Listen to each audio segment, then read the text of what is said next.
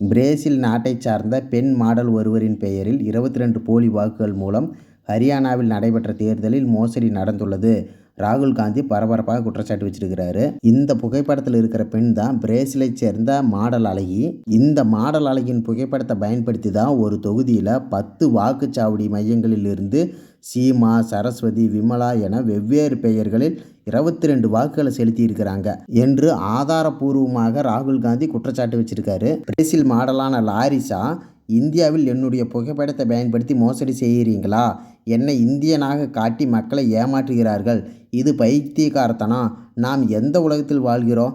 வாக்காளர் பட்டியலில் 22 முறை இடம்பெற்ற தனது பழைய படத்தால் அதிர்ச்சி அடைந்த பிரேசிலிய மாடலான லாரிசா கேள்வி எழுப்பியிருக்கிறாங்க. இன்னைக்கு டெல்லியில் வாக்கு திருட்டு தொடர்பாக ராகுல் காந்தி அவர்கள் செய்தியாளர்களை சந்திச்சிருக்கிறாரு.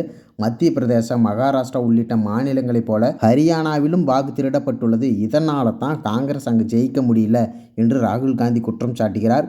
பிரேசில் பெண் மாடல் பெயரில் போலி வாக்குகள் உருவாக்கப்பட்டுள்ளதாகவும் தெரிவிச்சிருக்கிறாரு. ஹரியானா தேர்தலில் 25 லட்சம் வாக்குகள் திருடப்பட்டுள்ளது. மேலும் தேர்தல் முறைகேடுகளை புரிந்து ஜென்னிஜெட் வாக்காளர்கள் விழிப்புடன் இருக்க வேண்டும் என்று அவர் ஹரியானாவில் பிரேசில் பெண் மாடல் படம் பல பெயர்களில் வாக்காளர் பட்டியலில் இருந்தது என்றும் பெண் மாடல் போட்டாவை வைத்து பல வாக்காளர்களை உருவாக்கியுள்ளார்கள் என்றும் குற்றம் சாட்டினார். ஒரு போட்டாவை வச்சு ஒரே தொகுதியில் 100 வாக்குகள் திருடப்பட்டுள்ளதாக இதன் மூலம் குற்றம் சாட்ட வச்சிருக்கிறாரு. இப்படி போலியான வாக்காளர்களை உருவாக்கி வாக்கு செலுத்துறதுனால தான் காங்கிரஸ் இதுவரைக்கும் ஜெயிக்க முடியல அப்படின்னு குற்றச்சாட்டு வைக்கிறாரு.